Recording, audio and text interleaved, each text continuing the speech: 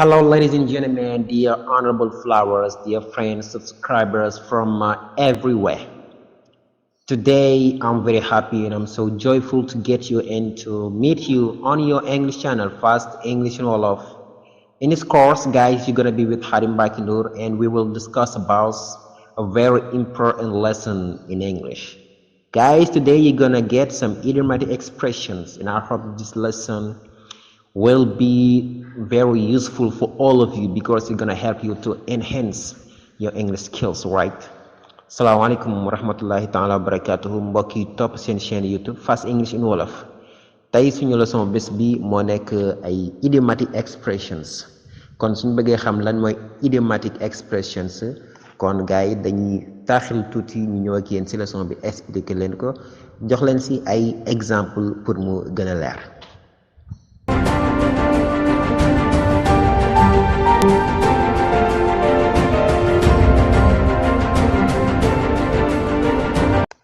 Ok guys, comme niñ ko waxee woon sànq suñu leçon bis bi mooy nekk ay idiomatic expressions. Kon idiomatic expressions mooy rek ay waxin comme niñ ko xamee làkk bu ne dafa am ay waxin moo xam anglais la moo xam français la moo xam olof sax olof bi ñuy làkk nii am na ay waxin moom nag idiomatic expressions mënuñ koo firi baat par baat wala boog suñ ko firoon baat par baat maanaam duñ xam maanaa bi dëgg-dëgg daal idiomatic expression ay wax la nii ab wax la nii mais soo ko doon firi baat par baat mën naa am maanaa bi doo ko dégg bu baax a baax kon il faut nga miin langue bi nga yàgg koo làkk wala boog nga nàpp ko soog a mën a xam waxin boobu lu muy firi. For example ci olof su ma ñëwoon tey bëgg laa wax ab wax te yow nga ma doon xaar ma xibaar la lool ma ñëw si yow di wax lu ñor ak lu ñorul nekk fii di wax fii dugg fee loolu daal yow ngay yàkkamti pour nga xibaar ma nga ne ma sawaay tojal yeex bi kon tojal yeex bi loolu idiomatic expressions la ndax mënuñ koo firi baat par baat wala suñ ko doon firi baat par baat maanaa bi dëgg-dëgg duñ ko xam kon tojal yeex bi suñ ko doon firi baat par baat comme rek day mel rek nga jël ab yeex fee di ko toj te loolu maanaa bi du leer mais liñ ci jublu dëgg-dëgg mooy nga leeral wax ji wala nga wax ji yaakaar naa loolu lay firi tojal yeex bi kon loolu rek mooy idiomatic expressions. Kon loolu su fekkee ne yow nàmpoo làkk bi wala yàggook làkk kon bu boobaa dina jafe ci yow lool pour nga dégg ko loolu nag anglais dasee am lu bari dasee am yu neex tey loolu mooy nekk suñu leçon bi. Ok guys, kon idiomatic expressions bi ñu njëkk am tey mooy put the cat among pigeons. Put the cat among pigeons mooy suñ ko doon firi baat par baat mooy nga teg ab muus ci biir ay xëti. Cat mooy muus, pigeons mooy ay xëti.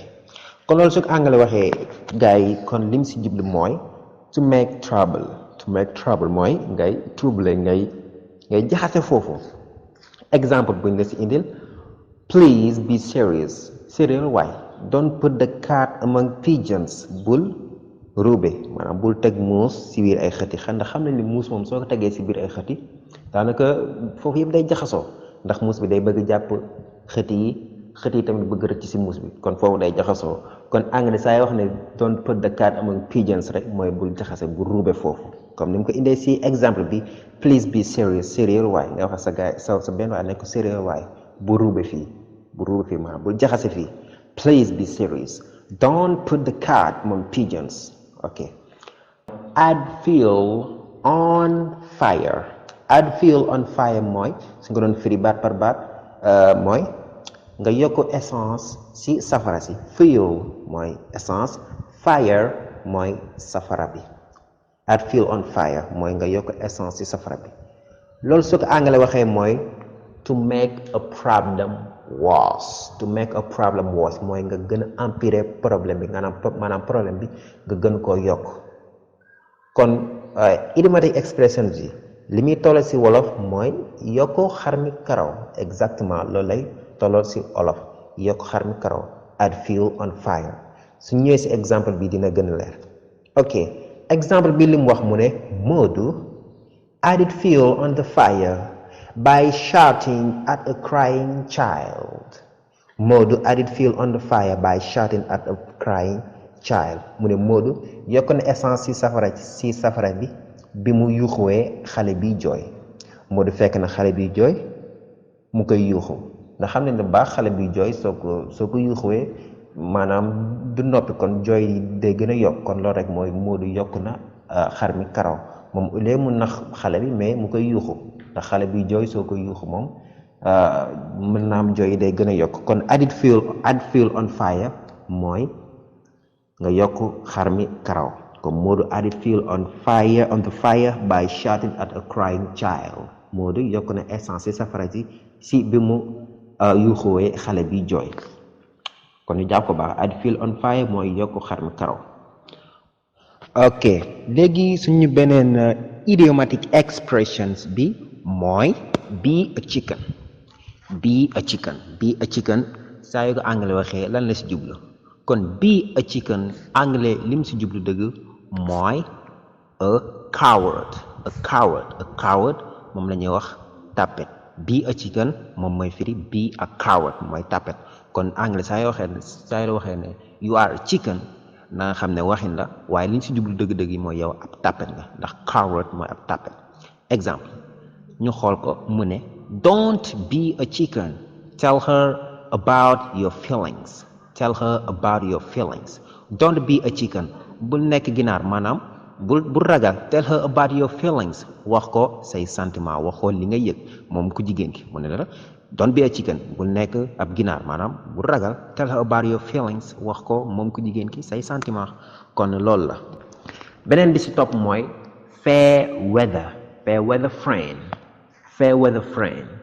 fair weather friend mooy a friend in a good time maanaam xarit boo xam ne su jamono neexee rek bon la lay toppatoo fair weather friend su jamono neexee rek daal nga ko gis ndax fair weather mooy jamono ju neex fair weather mooy jamono ju neex friend mooy xarit kon fair weather friend mooy xarit boo xam ne jamono bu neex rek nga ko gis comme ni nga ko waxee a friend in a good time. ok loolu tamit idiomatic expressions la. exemple bi ne mu ne don't pile up with him he is a fair weather friend. bul xaritoo ak moom don't pile up with him bul xaritoo ak moom he is a fair weather friend maanaam xarit la boo xam ne su jamono neexee rek la lay toppatoo kon fair weather friend mooy xarit boo xam ne jamono ju neex rek daal nga ko gis kon pile up mooy xaritoo pile up with someone mooy nga xaritoo ak moom comme ni ko waxee don't pile up with him bul xaritoo ak moom he is a fair weather friend xarit la boo xam ne jamono su neexee rek daal nga koy gis. ok beneen bi si topp mooy feel blue su ko anglais waxee mooy feel sad mooy nga triste comme ni ma leen ko waxee woon rek idiomatic expression soo ko doon firi baat par baat maanaa bi mën naa am doo ko dégg ndax blue couleur bleu la kon su ne la feel blue mooy nga sentir bleu kon loolu pour nga dégg ko baax il faut nga yàgg il faut nga miin langue bi wala nga nàmp ko waaye nag xamal ne anglais saa yu waxee ne feel blue rek mooy triste mooy feel sad comme ni nga ko waxee exemple ñu xool ko mu ne she felt blue since her divorce maanaam moom dafa triste depuis bi mu divorcé she felt blue maanaam dafa triste dafa sentir bleu since her divorce depuis bi mu divorcé depuis bi mu tasee. beneen bi mooy rain cats and dogs anglais da koy utiliser lu bari waaye anglais saa yoo waxee rain cats and dogs lim si jublu mooy rains heavily mooy taw bu metti rains heavily mooy taw boo xam ne dafa metti. exemple bi mu ne ko it's raining cats and dogs mu ngi taw bu metti ndax soo ko doon firi rain cats and dogs mooy taw boo xam ne day taw ay muus ak ay xaj moom muus ak ay xaj moom kenn mënul xam loolu moom nu mu demee firi ko du yomb waaye na nga xam ne rek anglais saa yu ko waxee rek mooy taw bu metti it's raining cats and dogs anglais saa yu ko waxee rek mooy xama ne li mu si jublu mooy mu ngi taw bu metti beneen bi si topp si idiomatic expression si yooyu mooy beat the dead horse beat the dead horse ñu firi ko baat par baat beat the dead horse mooy ngay dóor fas bu dee nga fekk fas bu dee nga koy dóor anglais da koy wax beat the dead horse waaye nag anglais su ko waxee lan la si jublu kon beat the dead horse nee na la mooy to continue talking about something that cannot be changed to continue talking about something that cannot be changed mooy nga continuer si wax mbir moo xam ne mënuñ koo changer mbir moo xam ne def nañ ko ba pare wax nañ si ba pare nga topp si di si wax kon loolu mooy beat the dead horse loolu li muy toll ci olof mooy jaan romb ngay dóor ci watit ba loolu lay tolloon beat the dead horse ñu xool exemple bi exemple mu ne we've already solved that problem don't beat the dead horse we've already solved that problem don't beat the dead horse problème boobu réglé nañ ko ba pare bul dóor fas bu dee maanaam bul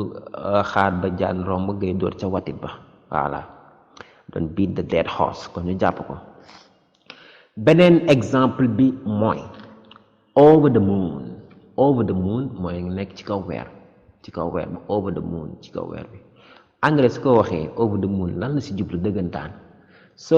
over the moon anglais li mu si jublu mooy to be extremely happy mooy nga kontaan lool nga bëgg lool over the moon nga nekk ci kaw weer bi kon anglais saa yu waxee over the moon rek mooy to be extremely happy nga kontaan lool exemple mu ne la Kumba is over the moon cause she'll be married next week Kumba is over the moon Kumba de dafa kontaan lool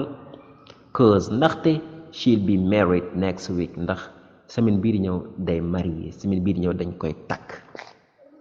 over the moon kon mooy to be extremely happy nga kontaan lool kon anglais wala foo dégg anglais wax over the moon xamal ne mooy nga happy kon comme ça nga ne I'm over the moon dama kontaan lool kon ulee nga wax I'm happy neel I'm over the moon dama kontaan lool beneen bi si topp is mooy beat around the bush ñu ko doon firi maanaam mooy ngay dóor di wër ñax mi ndax bush mooy ñax waaye nag anglais suñ ko waxee su waxee beat around the bush mooy to treat a topic without mentioning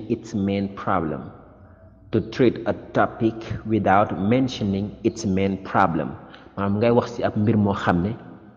daal waxoo dëgg daal problème bi nga xam ne moo ci gën a importance maanaam ngay wax ab wax daal te waxoo daal wax bi gën a importance ci wax bi mooy rek ngay wiiri ok moom lay tolloot ci olof exactly ngay wiiri kon beat around the bush anglais saa yu ko waxee rek xamal ne mooy wiiri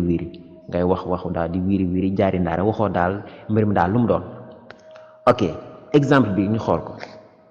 mu ne stop beating around the bush and tell me the matter or the problem wax baax na matter mooy problem stop beating around the bush bàyyil wiiri bi arrêtel wiiri bi and tell me the matter te nga wax ma problème beneen bi nga xam ne moo mujj ci suñu idiomatic expression si mooy have a face like thunder thunder mooy dënnu have a face like thunder maanaam kanam boo xam ne dafa niru dënnu suñ ko doon firi baat par baat lool la waaye nag anglais su ko waxee lan la si jublu dëggantaan mu ne a person who is angry or upset about something maanaam nit koo xam ne dafa jàq wala dafa mer si dara waaw loolu la a person who is angry nit koo xam ne dafa mer or upset wala mu jaaxle about something si benn mbir anglais saa yu waxee have a face like thunder loolu la si jublu ndax kenn ku ne xam ne dënn moom dafa ragallu kon soo la waxee ne have a face like thunder rek mooy sa kanam dafa fasu sa kanam dafa mel ni lu mer ñu xool exemple pour mu gën a leer she had a face like thunder when she discovered the truth. She had a face like thunder when she discovered the truth maanaam kanam gi dafa meloon ni dënnu jamono ji nga xamee ne xam na dëgg bi jamono bi nga xamee ne xam na dëgg bi daal dafa meroon kanam gi dafa ñàngoon mel ni ab dënnu kon had a face like thunder mooy kanam goo xam ne dafa ñàng kanam goo xam ne dafa fasu. ok guys kon loolu moo nekkoon suñu idiomatic expression bi mujj bi ci leçon bi kon gars yi loolu tamit moo nekkoon suñu leçon bés bi mu nekk leçon boo xam ne am na solo lool mu nekk idiomatic expressions anglais dañ koy utiliser lu bari kon moo ngi noonu ñu leen di soññ ngeen gën a abonné di partager vidéo yi di commentaire aussi kon guys next time ok